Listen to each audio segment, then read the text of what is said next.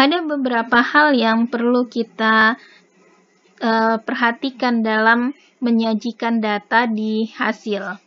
Yaitu yang pertama, untuk ketika kita menyajikan data dalam bentuk tabel, perlu diperhatikan cara penulisan judul. Nah, judul di tabel itu ditulis rata kiri dan di atasnya tabel. Jadi jangan ditulis judulnya nanti di bawahnya tabel, bukan. Rata kiri dan di atasnya tabel.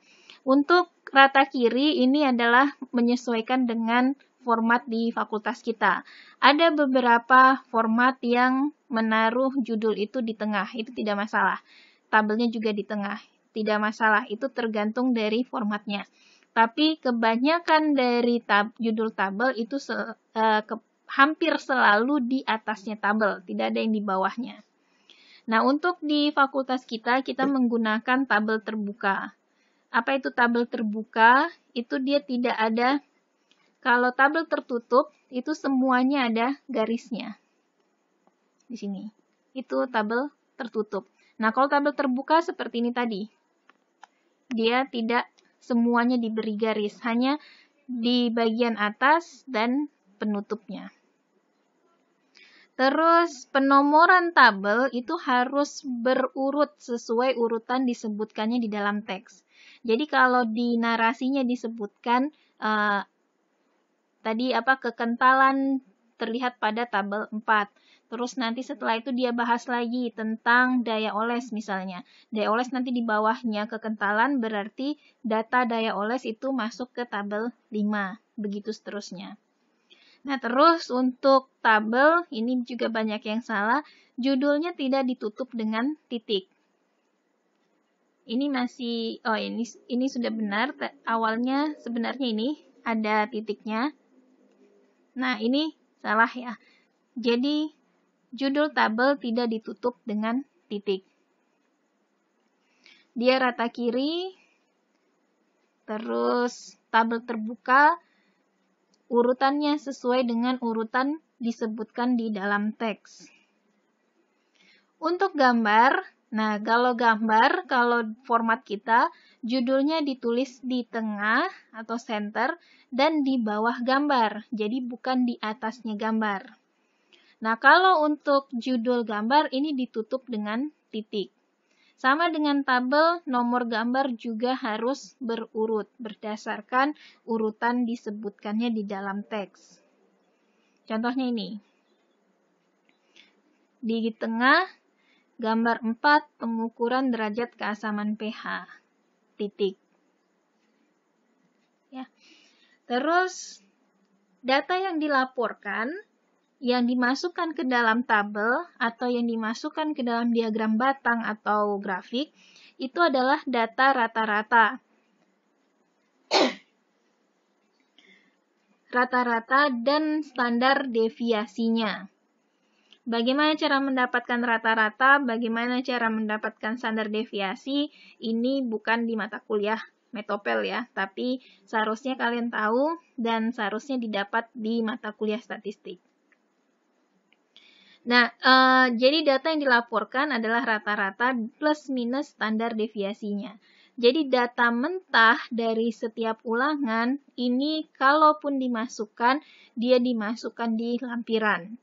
Tidak wajib, tapi biasanya diminta oleh dosen pembimbing atau penguji untuk dimasukkan ke lampiran sebagai pertanggungjawaban bahwa datanya benar-benar telah dilakukan sesuai dengan jumlah ulangan yang direncanakan di proposal.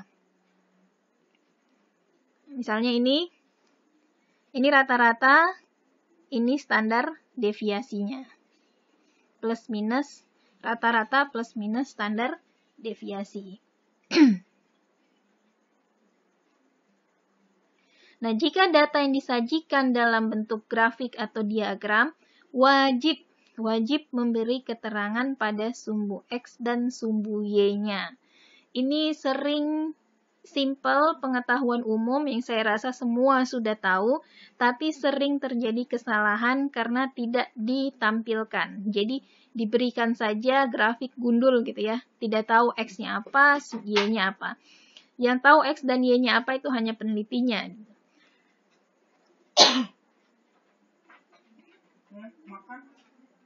Jadi misalnya di sini ada sumbu X-nya apa? Jenis hambatan. 1, 2, 3. Terus di sumbu Y-nya adalah jumlah sekolah. Jumlah sekolah dalam persen. Di sini rata-ratanya lebih bagus lagi atau sebaiknya kalau dia ada ulangan, saya tidak tahu ini ada ulangan atau tidak, itu ada standar deviasi. Bagaimana cara membuat standar deviasinya? Misalnya ini diagram batangnya. Nah, ini ada biasanya gambar seperti ini. Ini adalah standar deviasinya. Nah, ingat harus selalu ada judul untuk sumbu Y-nya dan sumbu X-nya. Nah, gambar dan tabel itu harus dapat berdiri sendiri atau self-explanation. Jadi pembaca seharusnya dapat memahami gambar dan tabel tanpa harus membaca teksnya. Nah, hal ini membuat keterangan pada tabel dan gambar ini menjadi penting. Karena seharusnya si pembaca itu dengan dia lihat tabelnya saja, seharusnya dia sudah dapat informasinya. Dia tidak perlu membaca. Membaca itu adalah untuk membantu dia melihat informasi mana sih yang penting, apa sih artinya, apa kecenderungannya, misalnya gitu. Nah, misalnya, ini agak pecah ya. Ini gambar, ini tabel. Pertama, dia tidak ada judulnya. Kita tidak tahu ini tabel tentang apa. Ini saya hanya dapat di Google Image. Mungkin sebenarnya aslinya ada judulnya, tapi yang di Google Image itu tidak ada judulnya. Pertama, tidak ada judulnya, jadi kita tidak tahu sebenarnya ini tentang apa. Terus yang kedua, angka di sini. Jadi ini pendidikan tertinggi yang ditamatkan, SD, SMA, SMP, SMA, dan seterusnya. Tahun 2013 ada Februari dan Agustus, 2014 dan 2015. Jadi seperti survei dia tiap tahun pada bulan Februari dan Agustus. Nah, persoalannya sekarang 3,55 ini apa? Jumlah orang kah? Persentase? Atau apa? Kita tidak terlalu bisa memahaminya.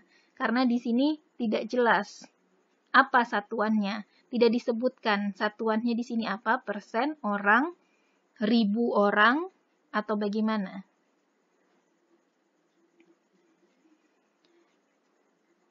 Berbeda dengan tabel yang di tabel yang ini kurangnya adalah di sini dia menggunakan simbol atau kode, yaitu P0, P1, P2, P3, dan P4. Nah, kalau kita lihat ini, pertama dia ada judulnya, jadi kita tahu ini tentang apa, yaitu pengaruh penambahan pektin terhadap aroma. Oh, berarti di sini pektin, diberi pektin, terus yang dilihat adalah aroma. Terus kita juga bisa lihat rata aromanya 3,03. Artinya ini apa? Dia sebutkan di sini ada kategori. Oh, 3,03 ini agak suka. Kalau 3,10 itu agak suka juga, 3,47 itu suka misalnya. Nah, tapi terus kita juga, oh ada A, B, ini maksudnya apa? Dia sudah sebutkan keterangan. Angka-angka yang diikuti oleh huruf yang berbeda menunjukkan beda nyata. Oh, berarti kalau yang ini dengan yang ini beda nyata menurut statistik. Nah, tapi yang kita tidak tahu adalah apa itu P0, P1, P2, P3, dan P4. Jadi ini tabel kurang berdiri sendiri karena kita harus baca teksnya. P0 ini apa? P4 ini apa? Di teksnya ada dia jelaskan. Tapi seharusnya di sini di keterangan juga disebutkan P0 itu apa, P1 itu apa. Atau kalau memang dia singkat bisa P0, misalnya 0% pektin misalnya. Terus P1 berapa persen pektin. Jadi pembaca langsung tahu arti dari data ini tanpa harus membaca. Nah, terus bagaimana caranya kalau kita ingin merujuk pada gambar atau tabel di teks? Ini masih banyak juga saya temukan kesalahan pada penulisan proposal ataupun skripsi. Yaitu kalau kita ingin merujuk, misalnya hasil dari tekstur dapat dilihat pada tabel 4 misalnya. Itu langsung disebutkan nomor gambar atau tabelnya. Terus huruf awal untuk gambar atau tabel harus kapital. Jadi tidak menggunakan kata-kata sebagai berikut, di bawah ini, di atas, dan lain-lain. Misalnya banyak nih yang menuliskan deskripsi karakteristik responden disajikan pada tabel berikut. Nah, berikut ini salah. Berikut mana gitu. Kalau misalnya dia pindah halaman misalnya, kadang kita menuliskan, kita tambahkan di tengah-tengah. Kita tidak tahu kalau tabelnya sudah berubah posisi. Terus, deskripsi karakteristik responden disajikan pada tabel di bawah ini. Ini juga salah. Jadi bukan di bawah ini. Bisa saja misalnya pada saat di print dia malah naik ke atas misalnya, atau tidak cukup kertasnya terus dia jadi terpotong misalnya, tidak persis di bawah kalimat itu misalnya. Deskripsi karakteristik responden disajikan pada tabel 9. Nah, di sini salahnya tabelnya T-nya kecil. Ingat, kata tabel 9 itu adalah judul. Kalau judul itu selalu kita awali dengan huruf besar. Jadi yang benar adalah ini. Deskripsi karakteristik responden disajikan pada tabel 9. T-nya besar. Langsung, tidak pakai kata di bawah ini, berikut ini, gitu. Tidak perlu. Karena tabel 9 ini sudah menunjukkan, dia kan sudah kita kasih identitas, yaitu nomor tabel.